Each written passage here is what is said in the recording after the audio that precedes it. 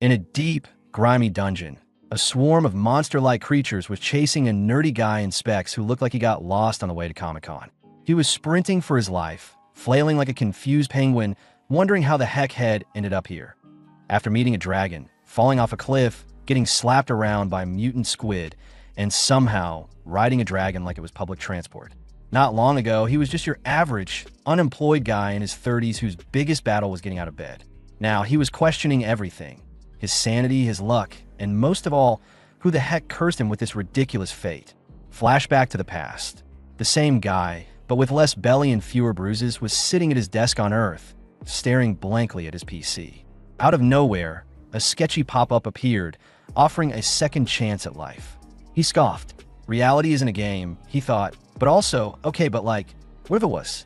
As he mulled things over, the man, nicknamed Whisper because life thought loser was too obvious, summed up his existence in 3 sad sentences. Raised in an orphanage, worked in a factory, now 30 and juggling part-time jobs while flunking the civil service exam. That was it. The highlight of his grayscale life? A game called Godforsaken World, a place even God rage quit.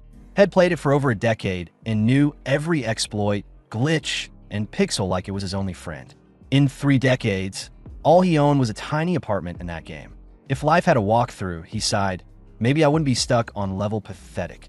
Just then, a pop-up appeared, and an unknown guy named Goddog messaged him with, "Want a second life?" Whisper squinted at the screen, smirked, and thought, this guy's clearly got nothing better to do. Then again, neither do I. He considered replying. Goddog messaged again, now sounding all dramatic. It won't be easy. Whisper rolled his eyes.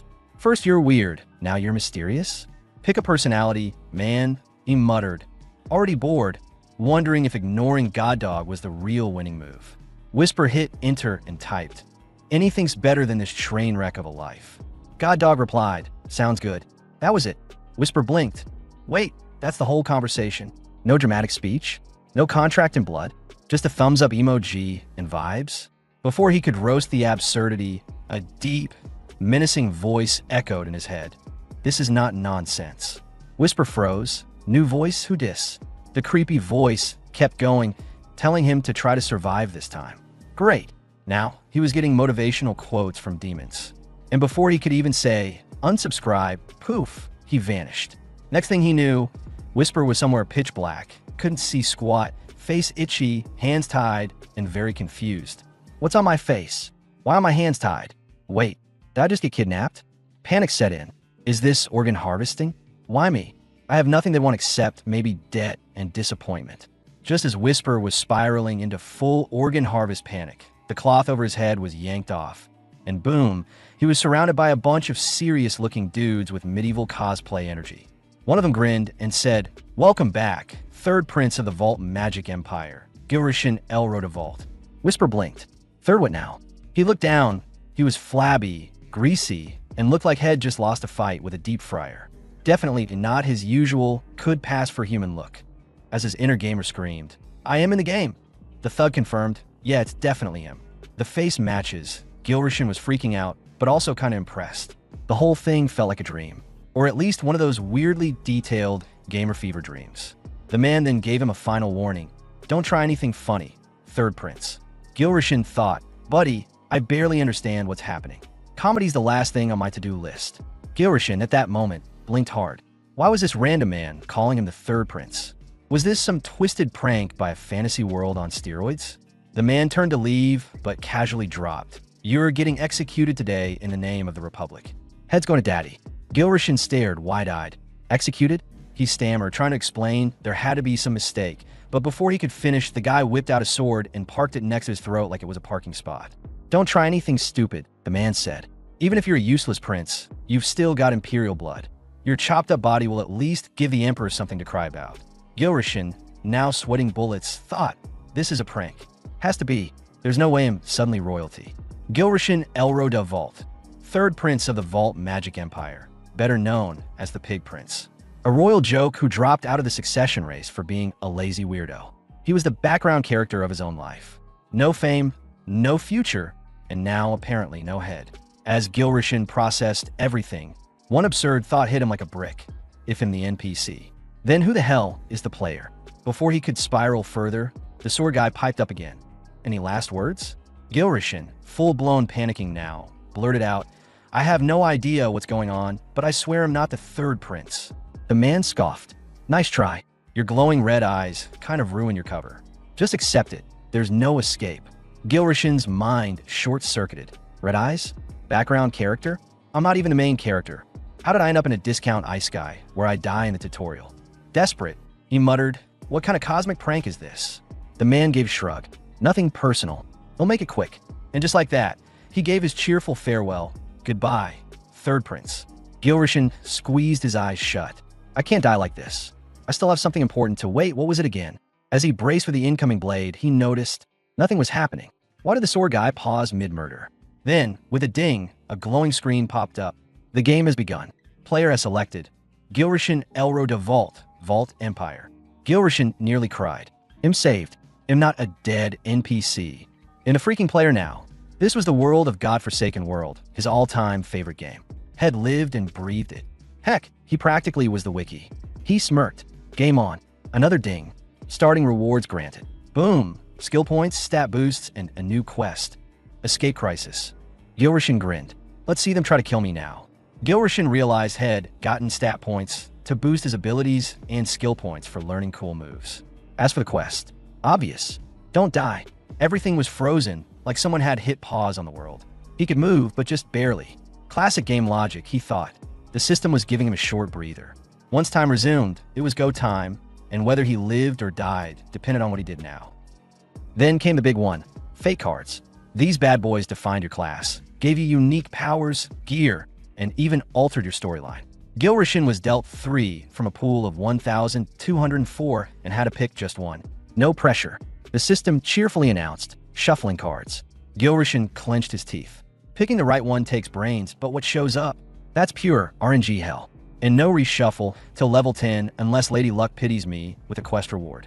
The cards appeared before him, glowing and dramatic. Gilrishin inhaled. One pick, one shot. Once I choose, time resumes.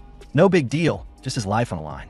Depending on his luck, or total lack of it, Gilrishin could be sliced like tofu the second time resumed. The thought gave him chills. Still, he pushed it aside. Focus. Cards first, panic later. Despite the danger, he couldn't help but grin. Was this the road to glory? A garbage dump? Or a cliff dive? In godforsaken world, there was a secret first shuffle rule. One card is always a close combat class, and the average rank is usually B. Alright, he told himself. Let's just go with something basic. A solid A rank tank. I'm not asking for a miracle. He flipped the first card. F rank.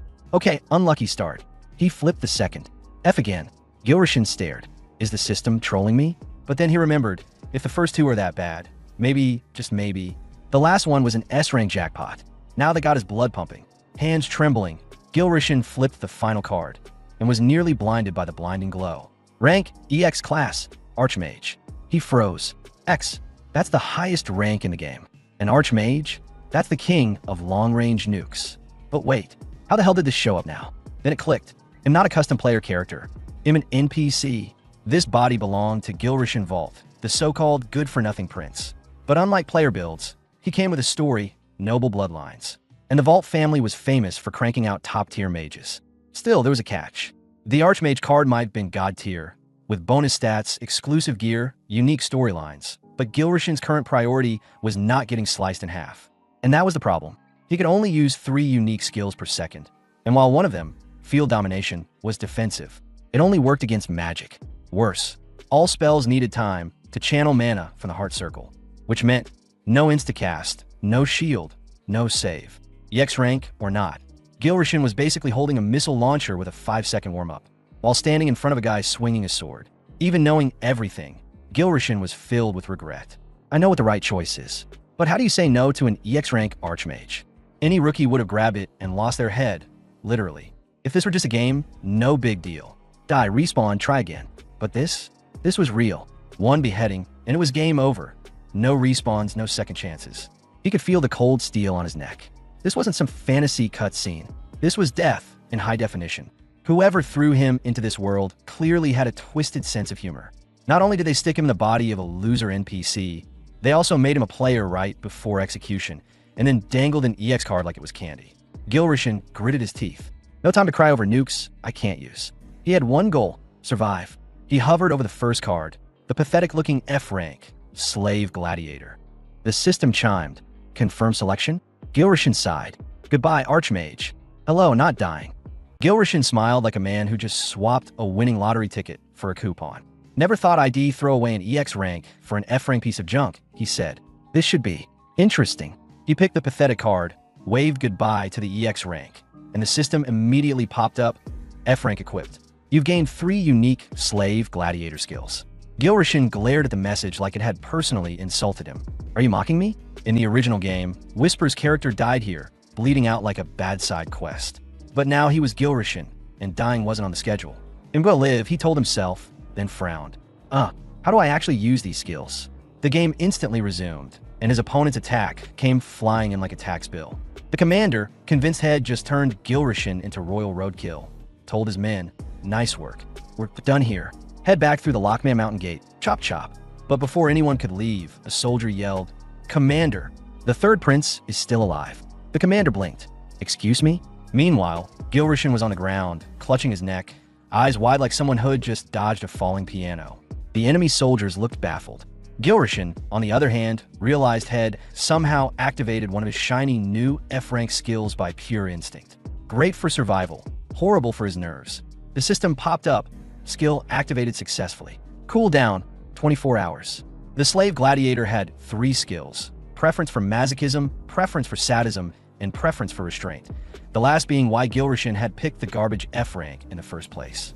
If tied up or immobilized, it let him ignore one fatal blow. Only once a day, sure, but once was enough to keep his head attached. The F rank Slave Gladiator card was infamous among players with questionable tastes. At first glance, its skills looked useful, but Gilrishan knew the truth. Every single one came with a nasty drawback. No wonder it was trashed here. You almost never got a good chance to use them. The commander suddenly called out, Third Prince. How is your head still on your shoulders? Gilrishan wasn't in the mood to answer. If they attacked again, he was out of tricks. Time to vanish. But the commander wasn't done. I don't know what you just pulled, but it's not happening twice. Gilrishan snapped, shouting, Vamilo Damark, you impudent worm. The name drop made everyone's heads turn. The commander frowned. Have you lost your mind? And how do you even know my name? Gilrishan glared at the lot of them. Insolent fools. Do you not recognize your true master? He declared, I am the god of vengeance, Elam, now dwelling in this body. The crowd stared, confused, probably wondering if they'd just been cursed or invited to a very weird theater play. These men weren't just any thugs. They were priests of the Elam High Church's Vengeance Corps, fanatical followers of the god of vengeance. And, ironically, part-time assassins. The church was one of the game's 3 big factions, loyal to the Revolutionary Army. Naturally, they'd kidnapped the Empire's third prince, because why not? Gilrishan knew if he wanted to live, he had to go full third-rate theater actor. So, putting on his best divine voice, he declared, Fools, the one before you is Elam himself, descended into this body. Your god is here. Release me at once. The commander squinted. Wait, so Elam's just what's squatting the third prince's body now? Gilrishan's eyes blazed. How dare you point at Elam, you insolent mortal? Have you lost your mind? Somewhere in the back, one priest probably started wondering if their holy training covered dealing with a very angry god in royal pajamas. As Gilrishan laid it on thick, a tiny voice in his head wondered if he was overdoing it. Then he decided, nope, commit to the bit. If Elam were here, he'd go full drama mode. In this godforsaken world, there were 12 meddlesome deities who loved stirring up trouble. Divine interference was basically a daily weather forecast. When the game first launched, players thought Elam was just a badly named god, until they learned he was the god of vengeance, thriving on war, chaos, and petty grudges. Exactly the type to crash his followers' tea parties. The commander finally nodded. I understand. Elam. Then, hesitantly, could you give your foolish believers a sign of faith? Gilrishan's face darkened. How dare you? Last week you brought a golden statue to my altar, and you think I didn't notice it was gold-plated? The commander froze, eyes wide. Do not take me for a fool, Gilrishan thundered. Did you think I wouldn't spot such a pathetic prank? Do you wish for death? At that moment, at least 3 priests started wondering if they still had time to switch religions. Gilrishan bellowed at the top of his lungs, demanding they release him at once. The commander instantly ordered his men to comply, and as they freed him, they bowed and apologized. Inside, Gilrishan smirked. Most of them had swallowed his act whole. And why wouldn't they? No one would believe the bumbling third-rate prince could pull this off. Still, the old man Bamilo's eyes were sharp with suspicion. Bamilo Demark, High Archpriest of the Elam High Church and leader of the Vengeance Priest Corps, was infamous in the Revolutionary Army as the mastermind behind the Third Prince assassination plot. Gilrishan figured the man was just watching for now. Bamilo bowed. "Forgive me, Elam, for not recognizing you. That's all you have to say?" Gilrishan snapped, turning to the rest. "On your knees." Every man dropped instantly, voices ringing out in perfect unison as they begged the god of vengeance for forgiveness. Bamilo bowed deeper, saying it was an honor they didn't deserve to behold Elam, but then asked why Elam had descended in person instead of sending an oracle.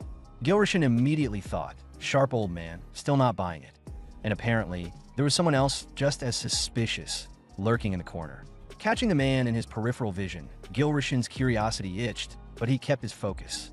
"Bamilo," he declared, "let me make this clear. The body of Prince Gilrishan will become Elam's personally chosen apostle. No one lays a finger on it." The commander's eyes went wide, and Bamilo's expression, twisted like head, just swallowed something foul. Gilrishan figured he couldn't blame him. They were about to lose the prize hostage they'd worked so hard to catch. Gilrishan declared that Prince Gilrishan himself would one day join the Revolutionary Army. Bamilo nodded, agreeing to spare the prince and return as per Elam's will. But Gilrishan knew the truth. Once they got back, they'd check with the high priest, then come looking for him again. Their eyes practically said, "We can kill you anytime we like." There had to be another traitor, someone pulling strings in the shadows. No imperial bloodline, useless or not, would be left to die unless both sides were in on it. And in Gilrishan's case, half the world seemed eager to see him dead. The empire felt less like a home and more like a gilded cage. Snapping back to the moment, Gilrishan told Bamilo, "This stays secret. The third prince won't return to the imperial palace. I'm going to Orax to prepare for apostleship." Bamilo frowned. "Why?" Gilrishan ignored the question and added, "On the way to Orax, you won't just protect me. You'll treat me with the utmost care." Orax, the largest city in the west and capital of the Revolutionary Army, was enemy territory to the empire, but Gilrishan knew he'd be safer there. In Orax, knowledge was power, and the more you knew, the more you could grab. Grinning darkly, he lamented losing the Archmage card, but there were still plenty of ways to cheat the system. "Well," he barked at the men, "why are we still standing here? Move!" As his grin widened, one thought burned in his mind. If he wanted to turn this trash rank into an overpowered monster, he'd have to scam everything that wasn't nailed down. 4 days later, they were in a new spot, sitting around a campfire. The Revolutionary Army men were piling food in front of Gilrishan like he was some royal banquet judge, bickering over which dish he should try first.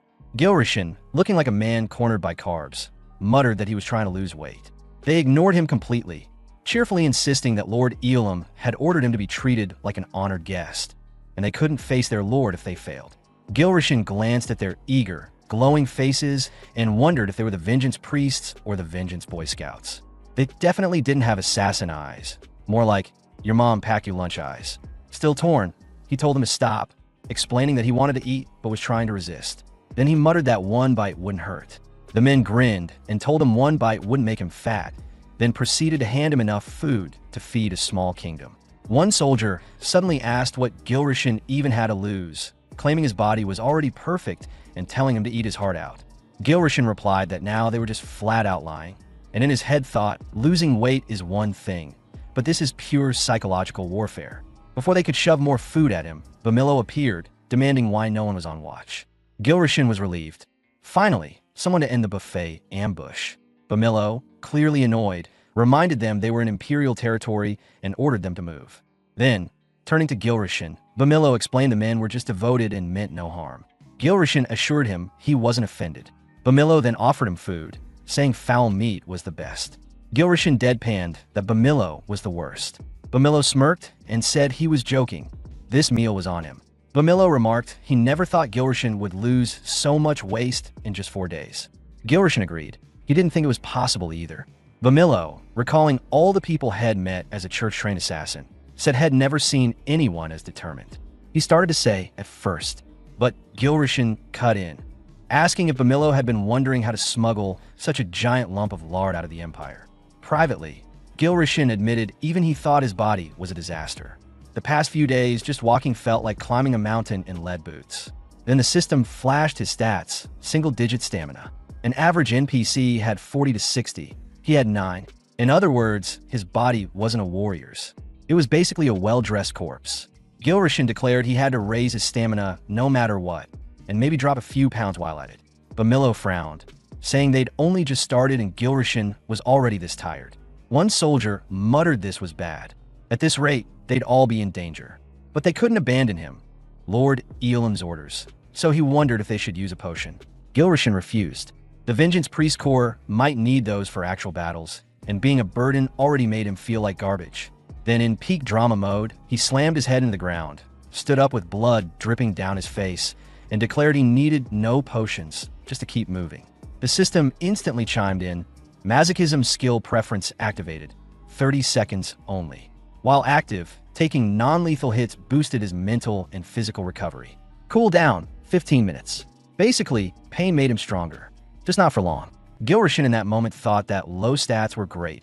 Easy to raise without wasting points. With that, he decided he would rather bash his head and then be dead weight. So he did. In that moment, the men watched in shock as the rogue prince repeatedly head-butted the ground like it owed him money. Moments later, the system popped up, congratulating him on gaining stamina from harsh training. Back to the present, Gilrishin thought this was only the warm-up.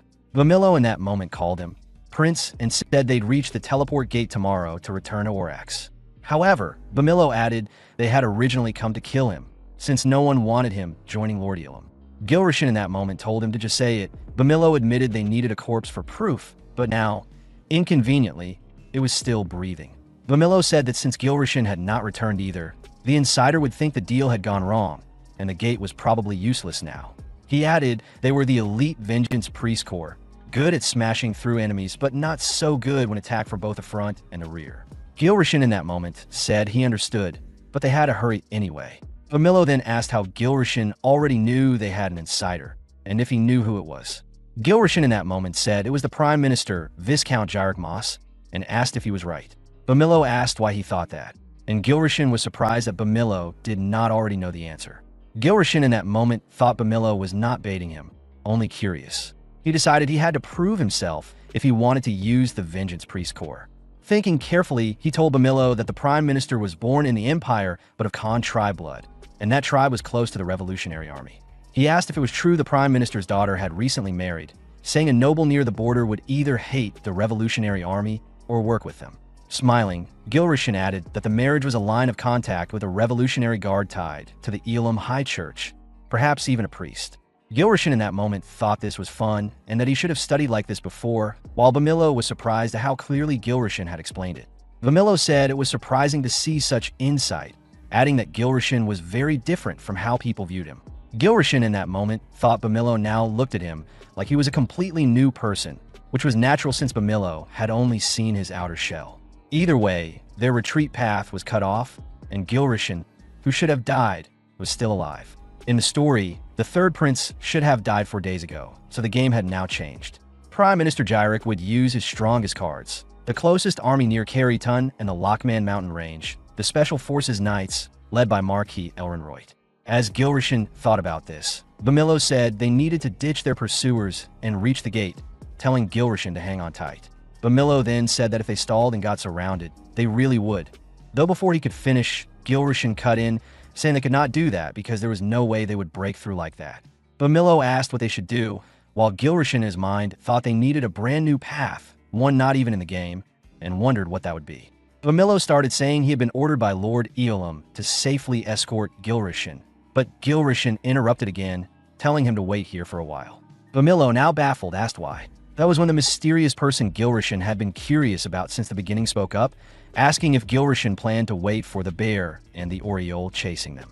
He asked again if Gilrishin wanted to wait for his bodyguards, while Gilrishin in that moment wondered who this man was and why he knew so much about the situation. The mysterious man in that moment told Gilrishin to keep his mouth shut since he had spoken the truth, adding that if Gilrishin would not open it, he would help him do so. Gilrishin thought that since the man spoke first, he should try to figure him out. The man ordered him to answer, saying his sword was getting impatient. Gilrishin laughed, asked who he thought he was, and said he had no reason to answer someone he did not even know. He added that Archpriest Bamillo would not just watch after such a threat. The man grew furious, while Gilrishin noted he was unexpectedly simple. Standing, Gilrishin said two things. First, he had no intention of returning to the palace. Otherwise, he would have stalled for time. So why else join the Vengeance Priest Corps? Second, the man was right about waiting for the bear and the aureole, but he would not say why, and he hated bastards like him anyway. The man at that time, on hearing that, was pissed off and grabbed Gilrishin by the collar, telling him to know his place, and that he was only alive because they had kept him safe. Gilrishin was not scared at all, and was about to provoke him further when he suddenly stopped, surprised by the faint smell of flowers. In that moment, Bamillo stepped between them and said that was enough, and both immediately stopped, intimidated by him. Bamillo then changed the subject and told Gilrishin that the man was Urgel, not from the church but a comrade of the revolution. Gilrishin thought that was expected and that Urgel was a mercenary. In God-Forsaken World, the player character was not tied to any one group, meaning he could roam freely like a mercenary. Gilrishin then looked at Urgel, thinking he had never heard the name before and wondering if this man might be from the real world like him. Urgel in that moment told Gilrishin to explain why he wanted to wait for the bear and the aureole, his shadows, the 6th rank knight Carl Cillian and 7th rank witch Turban Sway. He pressed for an answer, then told Bamillo they should turn him into a corpse immediately. Gilrishin cut in, saying the commander of the Special Forces Knights was Marquis Elrenroyd, and asked if they had heard the name. Bamillo said of course, one of the Empire's 3 sword masters, then asked why Gilrishin mentioned him. Gilrishin asked if Bamillo could beat him. When neither spoke, he told them to stop staring and use their mouths. As the two stayed quiet, Gilrishin, now serious, said that if they kept going like this, they would all die to Elrenroyd, and if they wanted to die, they could do it alone because he was not planning on joining. Marquis Elrenroyd was a 9-star swordsman, an NPC in the early 90s by player standards, basically a walking death sentence. Gilrishin added that facing him was fine if their goal was to vanish without leaving even a corpse. Urgel, now worried, asked if the Empire's dagger was coming for them, saying that if Gilrishin was right, they were all dead. Gilrishin, surprised he did not argue, thought to himself that maybe this Urgel bastard was not completely stupid after all. Bamillo asked Gilrishin what the plan was now, pointing out that if Elrenroyd and his knights were blocking the gate, even the bear and the aureole could not help. Gilrishin eyed Urgel, thinking he probably knew how this would play out. Then he said there was a way to get through to Orax if they followed his lead. But first, he needed 2 promises. 1, keep what he was about to say a secret. Bamillo asked why, but Gilrishin told them to swear on the name of Elam. After a pause, Bamillo agreed, swearing to take it to his grave. Gilrishin then said the second thing was a favor Bamillo would need to do once they entered Orax. Bamillo, now curious, asked what it was. Gilrishin said he needed Bamillo to find him one thing in Orax. Bamillo asked what, and Gilrishin, grinning, said it was just a pair of glasses, then immediately demanded another oath on Elam's name. After that, Gilrishin casually dropped the bomb. The bear, aka Carl Cillian, aka the Knight of Dawn, was actually Karlsroyd. Bamillo's jaw dropped. Was he Elrenroyd's secret kid? Gilrishin confirmed it, adding that almost nobody knew, not even Carl's himself. While talking, Gilrishin studied Urgel and thought, yep, he already knows. If Urgel was a real person like him, he must have noticed the most shocking fact of all. The 3rd prince, supposedly dead, was very much alive. Gilrishin wondered just how much Urgel actually knew about the game. Elsewhere, Carl's and a fiery red-haired which were still yelling his name like lost parents in a supermarket. Carl stopped, gripped his sword, and threatened the kidnappers to release the 3rd prince while they still had a chance. The kidnappers, meanwhile, were silently thinking, yeah, we did kidnap him, but now he's tagging along by choice. Meanwhile, Gilrishin was sprinting like his life depended on it, thinking he had left clues for Carl's to follow, just not this quickly. If Turban got involved, the priest would stop holding back and go full deathmatch mode. He had to hurry before things got bloody. Somewhere else, Turban, the red-haired witch and Gilrishin's master, was done being polite. She ordered the trembling men to spill where her disciple, the 3rd prince, was. They tried to explain, but she shut them down, furious they dared kidnap him and then tell her to wait. She was ready to barbecue them first and look for Gilrishin later. Just as they were about to panic into tears, Gilrishin showed up and yelled for her to hold on. Carl's and Turban froze, staring at the stranger who looked like Gilrishin but with an entirely different build. They both asked, "Who the hell are you?" Gilrishin just grinned and said, "It is me, the one and only." Instead of celebrating, Carl's went full rage mode, yelling at the kidnappers, calling them bastards, and demanding to know what they had done to shrink the third prince to half his size. The men glanced at each other, silently swearing they had done nothing. Gilrishin jumped in, telling Carls and his master to let him explain. I was kidnapped. Briefly, he said, but I am not kidnapped anymore. That did not clear things up. Carl still looked lost, while Turvin's fury hit maximum overdrive. She cursed him out, ranting about how she had gone through hell to find him, only for him to spout this nonsense. Then she promised to kill him and the kidnappers together. Gilrishin, sighing internally, thought, yeah, I know a master will not respect her disciple, but this is ridiculous. Still fuming, Turvin demanded if Gilrishin had really planned to ignore her and asked if this was what she had taught him. Gilrishin, meanwhile, was debating whether his master was truly a witch or just a professional thug. Maybe all the swearing came with the job, because if she were a saint, her vocabulary would be much cleaner. Turvin Sway, nicknamed the Crimson Shadow, was the pride of the Vault Magic Empire, trained in the five-colored tower. Rumors claimed she was a 200-year-old hag who bathed in virgin blood to stay young. Reality check. She was actually 19. The whole ancient witch thing was just a family brand. Same name, same magic, same face, passed down like a cursed heirloom. Right then, Carl stepped in, addressed her politely as Lady Sway, and suggested she calm down since they were not in any danger. Turvin's heart instantly melted at his good looks, and she agreed without a fight. Watching this, Gilrishin thought, yep, Turvin witches are helpless against handsome men. Gilrishin suddenly changed the subject. I'm going to Orax, he declared. Turvin blinked. Ah, so you finally lost your mind. Carl's nearly exploded. That's enemy territory, the stronghold of the Revolutionary Army. Have you lost your? Yes, I know, Gilrishin cut in. I'm not walking the same scoundrel's path anymore. This is the only way I survive. My fate, my choice. So don't stop me. Lord's orders. Then he turned to Turvin. Forgive your useless disciple. You probably think I've been dodging your lessons all this time, but I haven't given up on magic. It just wasn't time yet. One day, it'll shine with all 5 colors. Turvin just stared at him like he had promised to turn into a rainbow unicorn. Turvin was taken aback when she realized that Gilrishin had never truly abandoned magic. And as she looked at him, she couldn't help but wonder if his gaze had always held such quiet determination, since before he could barely look anyone in the eyes. The fact that he mentioned gaining the multicolored light through her guidance made her recall an old saying from the multicolored tower, the place where she had studied magic. It was said that true Grat magic glowed with a dazzling spectrum of light, a phrase so ancient that few magicians in the present age even remembered it. She found herself curious as to how Gilrishin had come to know of such words. A faint smile appeared on her face as she thought about how wrong she had been about him, believing he had no love or gift for magic, and that his cold attitude toward it was real, when in truth he had been hiding his passion all along. He had managed to play the fool within the palace flawlessly, concealing his real nature, even from her. Turvin couldn't help but feel responsible, wondering how she, as his teacher, had failed to notice this for 5 long years. Gilrishin's quiet confession about wanting her and Carl's by his side made sense now, and she found herself agreeing without hesitation, a sense of pride and regret mingling within her as she watched him. Gilrishin was caught off guard when his master agreed without any hesitation, but before he could think much about it, Turvin smoothly shifted the topic and remarked that as the fallen master of the once reckless third prince, now that her student had finally found clarity, it was only right for her, as a teacher, to place her faith in him. She even joked lightly to herself that perhaps one day, the prince might rise high enough to make her the master of the 5-colored tower. As those thoughts passed through her mind, she couldn't help but analyze the situation, realizing that while Gilrishin now seemed certain of his path, the real challenge would be Sir Carl's.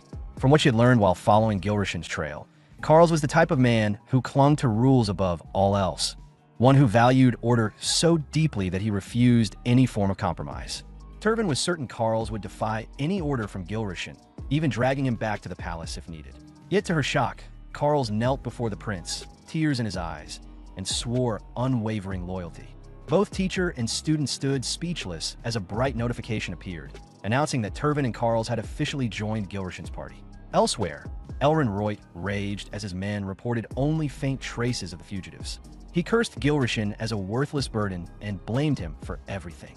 To protect his son Carl's from slavery, Elren had hidden his origins and secured him a future under the Cillian name, only for fate to tie him to that reckless prince. Now, with Gilrishin missing and scandal growing, Elren's fury burned hotter, convinced the prince had destroyed his brilliant son's future. Elrond muttered bitterly that at least Karls had survived the kidnapping, though as long as his son stayed tied to that troublesome prince, disaster was inevitable. Still, he saw an opportunity in the chaos. If the third prince were quietly removed, Karls could claim a rightful place in the prestigious Third Knights division. Turning to his subordinate, Elrond asked about reports that Karl Cillian and Lady Turvin Sway were also pursuing the prince. The man replied that though Lady Turvin was a 7th rank witch, her poison flame magic made her poor at tracking, so it was unlikely they had found him. Elrond's anger shifted to a cold smile.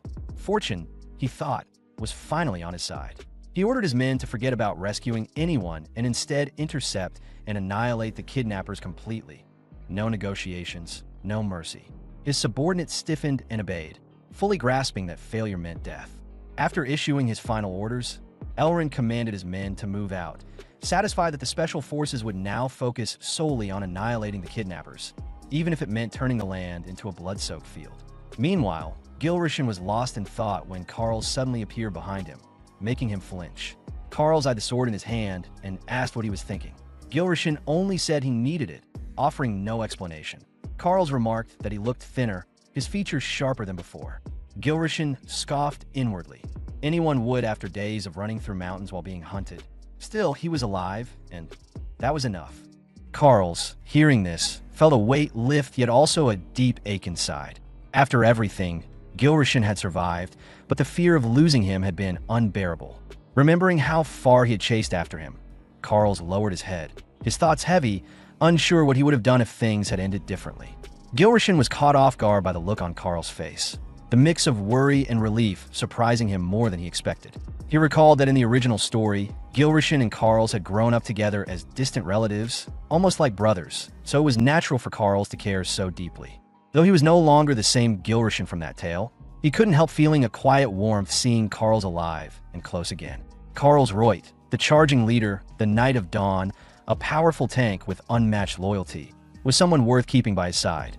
If raised well, Karls could become one of the strongest allies in the endgame, which was exactly why Gilrishan had always made sure to keep him close. Seeing him now felt strangely nostalgic, like meeting an old friend from a lifelong past. As these thoughts ran through his head, Turvin's calm voice broke his focus, asking if he had rested well.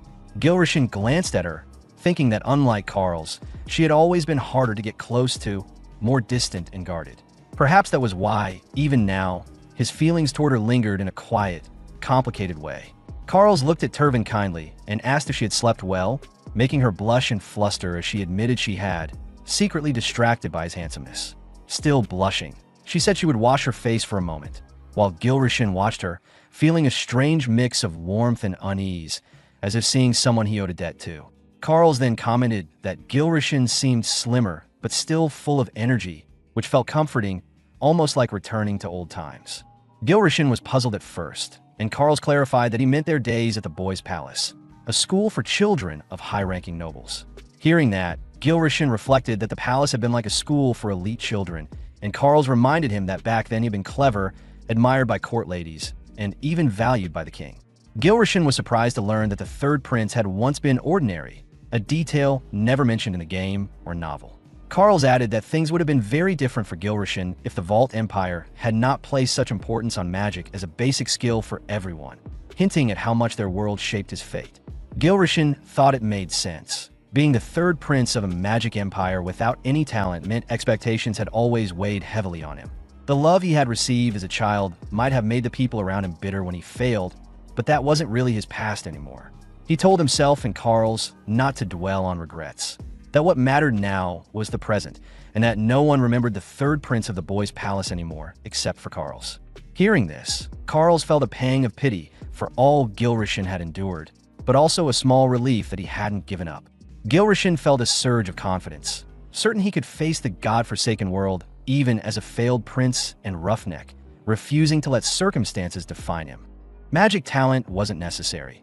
Even if he'd been an X-rank archmage now reduced to an F-rank slave gladiator, he knew there would always be another chance ahead, and that was enough to keep him moving forward. Gilrishan, filled with resolve, told Karls to remember one thing.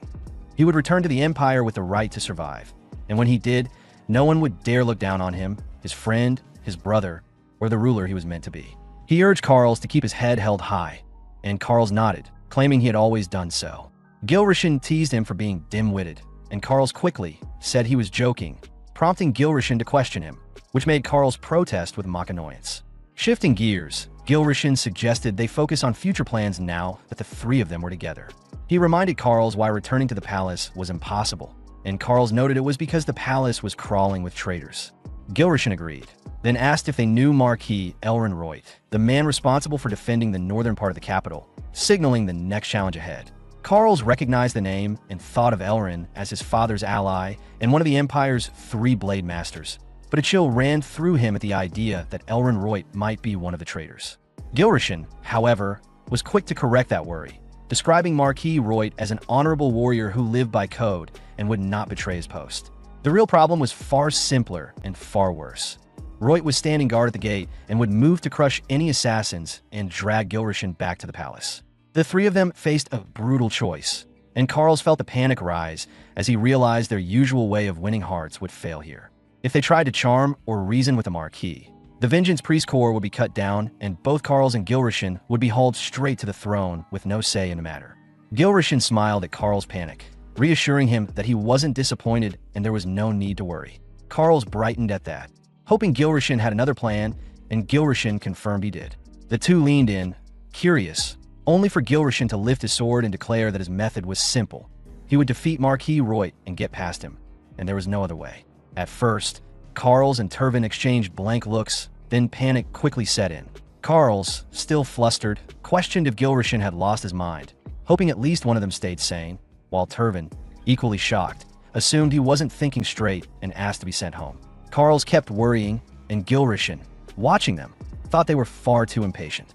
Annoyed, he scolded them silently, insisting that they needed to listen before jumping to conclusions, because what he had in mind to face Marquis Royd was not something they could ignore. Carls, frustrated, asked Gilrishin who was really being unreasonable and pressed him on how they could possibly win against the commander. Turvin, kneeling, admitted it was good that Gilrishin showed interest in magic, but even she couldn't fully grasp the scale of what he was suggesting. Watching their worried expressions, Gilrishin realized it made sense. They were completely underestimating him. In a godforsaken world, victory didn't depend on leveling stats alone, and opponents like this commander were immune to fate card boosts. With perfect strategy, traps, and mental tactics, even a 6-star could defeat a 9-star, but Gilrishin reminded himself that he wasn't a 6-star yet. He was effectively level 0. Seeing their despair, Turvin urged Carls to at least listen to Gilrishin's plan, and he calmly laid out. He would request a noble duel with Marquis Royd and send the Marquis sword flying. That was the entire plan, simple and deadly, no other options needed. Carls muttered to himself, convinced that what Gilrishin was proposing was impossible. A noble duel or conditional battle was a formal Vault Empire tradition, a one-on-one fight governed by aristocratic rules where all conditions had to be agreed upon by both fighters and the observer, including what counted as victory. Gilrishin, however, saw a way to make it work by carefully setting the rules and suggested Carls act as the observer. Carls immediately questioned what kind of rules Gilrishin had in mind, warning that if the conditions were dangerous or unreasonable, neither he nor Marquis Royd would accept them. Gilrishin calmly outlined 3 rules. First, it would be pure swordsmanship only. Second, dropping your sword meant immediate loss. Third, no shields could be used. Hearing these, Carls grew furious, realizing that none of the rules favored Gilrishin and that the plan was as reckless as it sounded. In that moment, Carls spoke up and explained to Gilrishin that the proposed rules were far less beneficial than they appeared, especially from Gilrishin's perspective, and he went on to clarify that although the first condition of relying solely on pure swordsmanship might initially seem advantageous for someone without mana, it was in fact the opposite, as Commander Royd possessed exceptional mastery in swordsmanship, making the situation even more dangerous for Gilrishin. He then pointed out the second condition, emphasizing that the moment a participant let go of their sword, the duel would be lost, and he reasoned that the weaker individual naturally had a higher likelihood of losing their grip, which made the condition inherently unfair. Furthermore, Carls expressed concern over the decision to exclude shields, explaining that this would only place Gilrishin in greater danger, something he found completely unacceptable. With a worried expression, Carls continued to stress that a duel was not something to be taken lightly, and that no responsibility would be assumed if anything were to happen during the fight, regardless of Gilrishin's status as a prince. Because of these reasons, Carls concluded that he could not stand by as an observer under such conditions. Yet despite all of this, Gilrishin remained calm and reassured him that his life would not be in danger, which only led Carls to question how such certainty was even possible.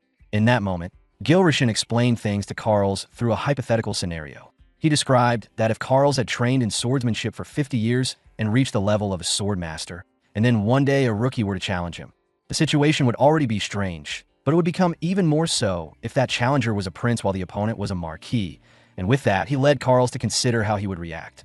Hearing this, Carls found the idea absurd and amusing. He reasoned that he would not go all out against a rookie. He also considered that enduring a prince would only bring unnecessary trouble. Because of that, he would likely hold back and simply knock the sword out of the opponent's hand.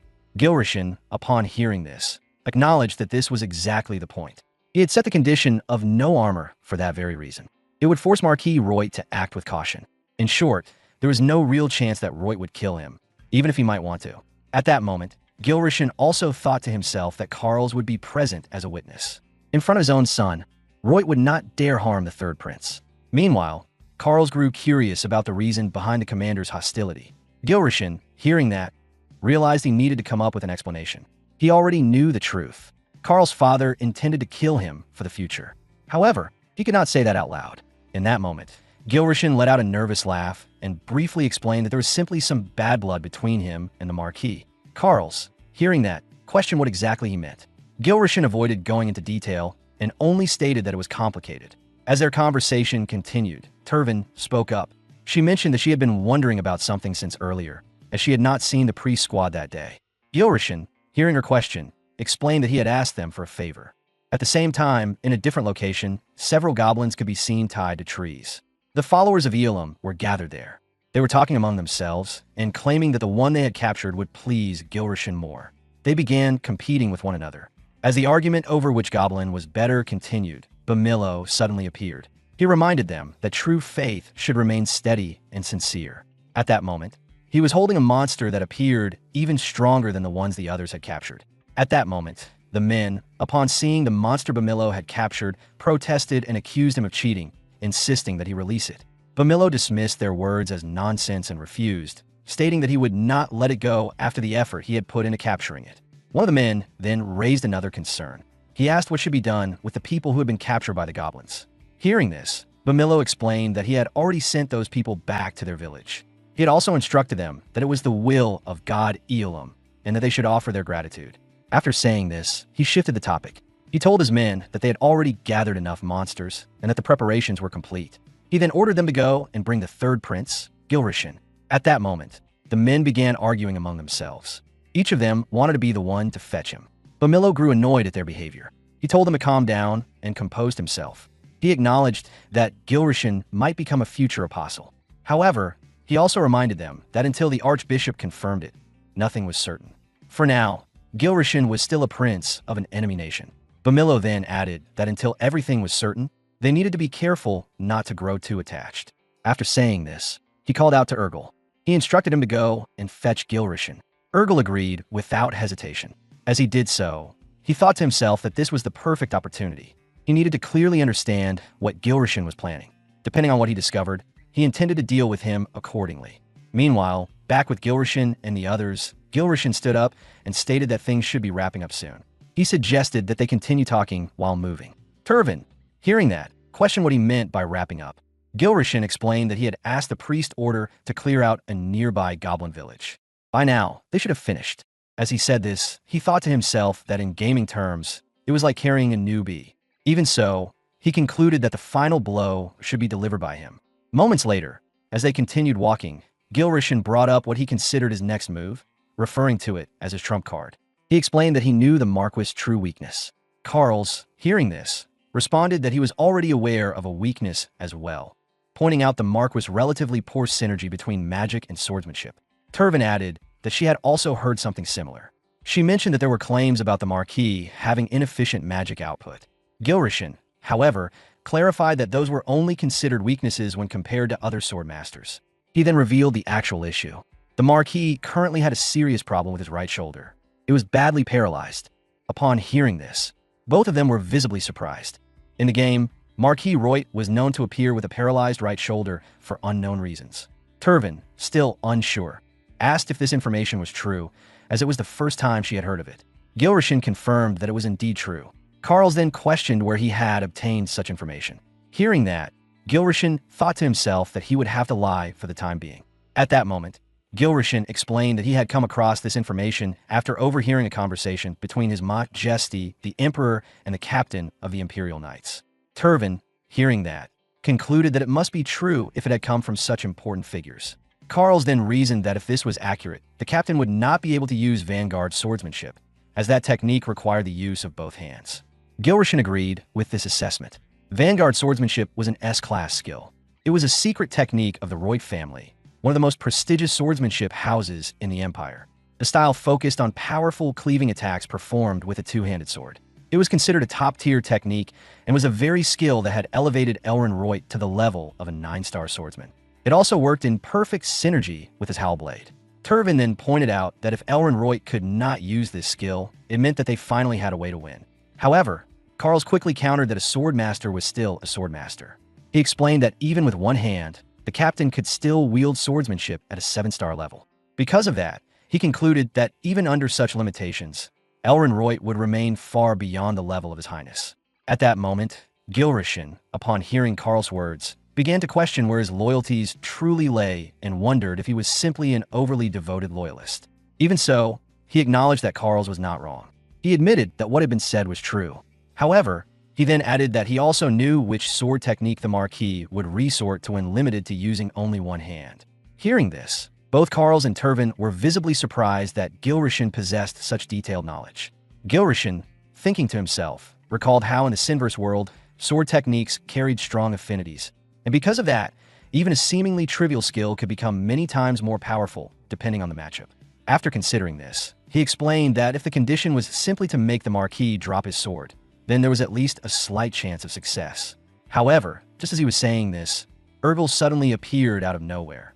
He immediately stated that such a plan would not be enough to force Marquis Royt to drop his sword. Gilrishin, seeing Ergel, was taken aback. He could not help but wonder when exactly Ergel had arrived and how long he had been listening to their conversation. Ergel then stepped forward and expressed his doubt, stating that Gilrishin likely did not have the strength to endure even a single strike from the Marquis, and he questioned whether that assessment was incorrect.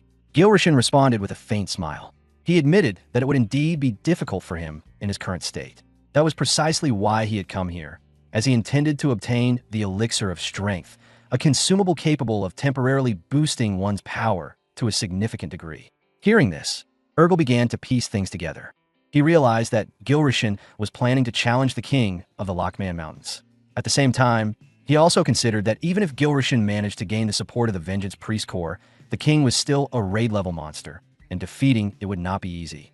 Gilrishin then continued explaining that he was already aware that their current strength was insufficient. That was the reason they were lingering in the area. They were waiting for additional help to arrive. In the next moment, the scene shifted. Gilrishin stood before a goblin that was still alive. The creature warned him to stay back, expressing its hatred toward humans. Seeing this, Gilrishin thought to himself that unlike in the game, this was a living being. He did not want to go through with it. However, he had no choice. It was necessary for his survival in this world.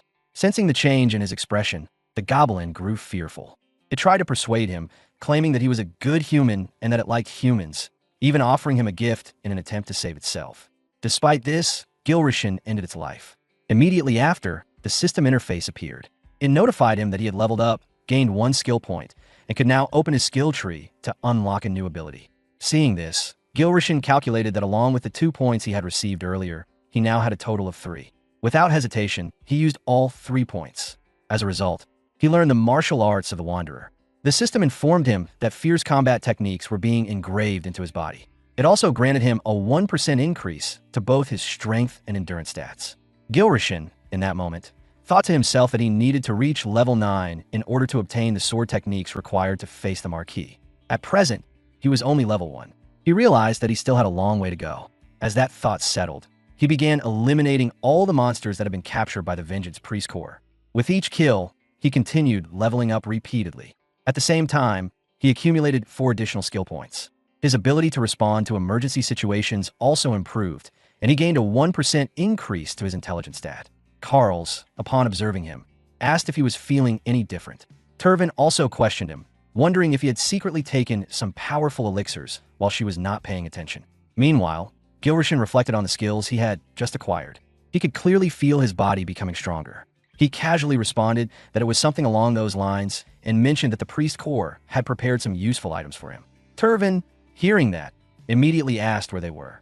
She stated that she intended to take some as well. However, Gilrishin replied that he had already used all of them. Hearing this, Turvin became furious. She lashed out, accusing him of not considering his own master and taking everything for himself. She called him ungrateful and greedy. Gilrishin, in response, grew irritated. He thought to himself that Turvin was only 19 and should not act so overbearing toward him. At that point, Bamillo stepped in and asked what else they should do for him. Gilrishin instructed him to gather any remaining goblins in the area and bring only a manageable number for them to handle on their own. As he said this, he reflected that simply landing the final blow was no longer enough. He needed to hunt them personally. He also needed proper practice with the sword. Just then, Carl suddenly raised his voice and warned that monsters were approaching. Gilrishin looked ahead. Normally, 3 or 4 would have been sufficient for them to handle, but the number now advancing toward them was far greater than expected, causing him to grow uneasy. He glanced back at Turvin, who was still sulking. Carl's urged him to stay focused as the monsters closed in. In the next instant, one of the goblins leapt forward and declared its intent to kill him along with all the humans. At that moment, as Gilrishin clashed with the monster, he found himself questioning how a creature as small as a goblin could possess such strength. Even so, he realized that something had changed. He was unsure if it was due to the slave fighter card, but wielding a sword no longer felt awkward as it once had. Not only that, he could clearly perceive the suggested strike points appearing at the right moments, just like in the game. After finishing off the monster in front of him, he thought to himself that the experience was better than he had expected. With that realization, he began to look forward to facing the rest of the monsters approaching him. Moments later, Gilrishin activated the skill preference for masochism. This ability boosted both his mental and physical regeneration for the next 30 seconds. He had no intention of stopping. Whenever he felt exhausted, he simply activated the skill again and continued fighting. As time passed, Carl's and the rest of the men began to show clear signs of fatigue. They were visibly worn out. Carl's eventually pointed this out, noting that both he and the priest corps had reached their limits. Hearing this, Gilrishin decided to stop for the day. He told them they could head back and rest. He also mentioned that they would drink together afterward. Upon hearing that, everyone's mood immediately lifted, and they grew excited at the thought. Moments later, they were sitting by the campfire, and while the priest corps were still talking among themselves and sharing stories about what they had encountered, 2 mysterious individuals were observing Gilrishin and the rest from a distance. And at that moment, one of them asked his vice captain what they were going to do about the situation. The vice captain, however, while observing Gilrishin, found himself confused as he could not understand what was going on, as the third prince, who used to be known for his unimpressive appearance, now looked completely different from before. As the vice captain and his men continued watching from afar, one of the men asked again what they were going to do and whether they should kill them all, but the vice captain, still unsure of his decision, told him to wait for a bit as he was still thinking. At that moment, he reflected on how over the past few days, Gilrishin and those with him had not even tried to erase their traces, and now they had even started a fire without using any camouflage spell, which made him question what they were even thinking. He then observed that only a few of the priest corps were drinking, including the third prince himself, which made the situation feel unnatural. And because of that, he suspected that it might be a trap set for him and his men. At the same time, he reminded himself that their orders were to eliminate the kidnappers. Yet the third prince was not acting like he was being kidnapped at all. And to make matters more confusing, both Carl Cillian and Turvin Sway were present with him, which only deepened his uncertainty. The vice captain then considered that the situation did not even feel like a trap. As he continued thinking about what to do, one of the men once again asked him how they should handle the situation, and in response, the vice captain instructed his men to remain where they were, as he needed to understand what was happening first. Right after making that decision, he stepped forward toward Gilrishin and the others, and soon after, he revealed himself to them. When Gilrishin and the rest saw that it was the vice captain of the Special Knights forces, they were visibly surprised by his sudden appearance. Gilrishin recognized him and addressed him as Felit, and upon hearing his voice, Felit acknowledged that he was relieved to see that the third prince was safe. As Gilrishin was about to respond, Felit cut him off and shifted his attention to Carl's, questioning what he was doing there and implying that an explanation was owed. He then raised a more serious suspicion, questioning whether Carl's had betrayed the Empire alongside the third prince and Turvin Sway. As he considered this possibility, Felit reflected that although the third prince had always been known as a troublemaker, his current actions would be far too disrespectful for a member of the imperial family if they were truly acts of betrayal. At that moment, after saying that, Felix spoke again and once more pressed Carls to answer the question he had raised. Carls, hearing this, responded that the third prince would answer it himself. But before that, he pointed out that Felix should at least offer a proper greeting to the third prince of the empire. Turvin also supported this, agreeing with Carl's stance. Gilrishan, upon hearing the two of them, thought to himself that they were more reliable than he had expected. As their words settled, Felix felt a sense of irritation at being corrected, yet he understood that he could not disregard what they had said, and so he complied. He bowed toward Gilrishan and formally introduced himself as the squad leader of the special task force and the deputy to the commander, properly greeting the third prince. Gilrishan, after hearing this, told him that it was enough and instructed him to rise, and then he called out to Carls and Turvin, informing them that he wished to speak with Felix alone, asking them to step aside for a moment. As the two moved away, Gilrishan then turned to Felix and remarked that it was good to meet him, and after that, he brought up how over the past few days the Vengeance Priest Corps had not even attempted to conceal their tracks, nor had they tried to create any real confusion. So someone of Felix's level should have already realized how unusual the situation was. He then went on to explain that the Priest Corps had only been misleading the pursuing troops from behind, and upon hearing that, Felix questioned why they would act in such a way. Gilrishan answered that it was because he had instructed them to do so, as he had been waiting specifically for Felix, which led Felix to ask why he would go to such lengths. Gilrishan then clarified that, first of all, he had not been kidnapped, which caused Felix to be taken aback, and he continued by stating that he intended to go to Orax together with the Vengeance Priest Corps, and for that he needed to meet Felix's superior, Marquis Elrenroyd. Seeing the look on Felix's face after hearing this, Gilrishan told him not to look at him as if he had lost his mind and insisted that he was not insane. Felix, hearing that, thought to himself that even for a madman there was a limit, and with that thought, he questioned whether Gilrishan's intentions meant that he was planning to betray the Empire.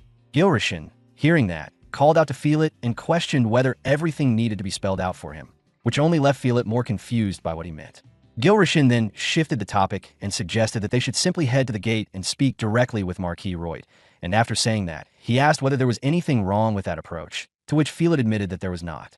Gilrishan, hearing that, felt satisfied that things were now back in order, and with that, he stated that it was late and that they should depart at dawn, but before that, he mentioned that he wanted to make one stop. Felix then asked where he was planning to go, and Gilrishan, with a faintly unsettling smile, replied that it was nothing much and that he simply intended to hunt a dangerous beast that had been troubling the citizens. But at the same time, he warned Felix that whether it was under the cover of night or not, neither he nor his men were to even think about attacking the Vengeance Priest Corps. Gilrishan then added that since Felix had served under Commander Roy for a long time, he must already know the secret regarding Carl's origins. And upon hearing that, Felix was visibly surprised that Gilrishan was aware of such information, which led him to question how he had come to know about it. However, before Felix could press further, Gilrishan cut him off and stated that they would let the matter slide for the night, as everything should remain calm and quiet. And with that, he asked whether Felix understood what he meant. After saying this, Gilrishan turned away and began walking off, and as he did, he instructed Felix to return with his subordinates at dawn. Felix, watching him leave and recalling the way Gilrishan had carried himself during their conversation, found himself questioning whether this was truly the same notorious prince he had known, as the behavior he had just witnessed felt completely different. He then began to wonder whether the rumors had been wrong all along, or if, perhaps, Gilrishan had simply lost his mind entirely. Moments later, the scene shifted to early morning, where Gilrishan could be seen standing outside, while looking up at the sky, and at that moment he was thinking about the swordsmanship that Marquis Elrenroyd used despite his paralyzed shoulder, realizing that it was none other than Trafalgar swordsmanship, a style that had been passed down by the knights of the old Luxon kingdom, which followed the principles of flowing swordplay, focused on defense and follow-up attacks, and could be used effectively regardless of the type of weapon wielded. It was a sword style that could be used regardless of weapon type, and while it was often said that a knight's sword was like a lover, for the Marquis, it went beyond that. His roaring sword was an ego sword that possessed a will of its own, and furthermore, it stood as a symbol of the head of the Royd family, which was why the Marquis never let go of his greatsword. As Gilrishan reflected on this, the system interface appeared and informed him that 4 skill points had been used, and that he had learned the nomadic crushing swordsmanship, a style born from the deep grudge of a nomadic tribe from the Western continent that pursued extreme principles of crushing swordplay. The system also notified him that he was now capable of performing basic sword techniques. Gilrishan, upon testing the newly acquired skill, felt a surge of excitement as he experienced how effective it was. At that moment, he considered that the Marquis Trafalgar swordsmanship was ranked at grade B, while the nomadic crushing swordsmanship he had just learned was only grade C, and although this difference in grade might make it seem inferior at first glance, that was not entirely true. He reflected that fast and aggressive swordplay could hold a relative advantage over softer, flowing styles, and when factoring in differences in sword types, the gap of a single grade could become negligible or even turn into an advantage, which was precisely what made the nomadic crushing swordsmanship so intriguing. The Luxon Kingdom, located in the far southern region, was a vassal state of the empire that strictly pursued a dominant style of swordsmanship and treated the nearby nomads like slaves, which eventually led to the nomads rising in anger and power, nearly bringing the kingdom to ruin. And although the nomads were ultimately defeated, they left behind the nomadic swift sword technique, a style created specifically to counter the Trafalgar swordsmanship. As Gilrishin reflected on this, Karl spoke up and noted that everyone had gathered, urging the third prince to get moving. And Gilrishin acknowledged this and said that he would follow right away.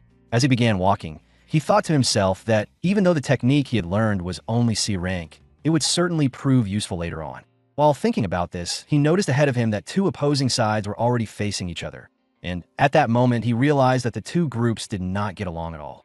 Gilrishin, starting to feel a sense of urgency, stepped in and tried to guide them, suggesting that instead of aiming for a few heavy strikes, it would be better to deal smaller amounts of damage consistently over time, and he asked if they understood his point, yet despite his explanation, it did not seem to register, as the two sides continued glaring at each other with clear hostility. At that moment, Gilrishin thought to himself that the situation had turned out to be more troublesome than expected, and he realized that he should have prepared for this beforehand, as he had originally planned to leave the raid in Urgel's hands. Yet Urgel was now standing there looking confused as to why Gilrishin was staring at him. Urgel then spoke up and suggested that Gilrishin should take charge himself, as it did not seem like anyone would listen to him. And upon hearing that, Gilrishin agreed that he was right. Gilrishin then called out to Karls and told him to strike him as hard as possible so that everyone would notice, but Karls hesitated and said that he could not bring himself to do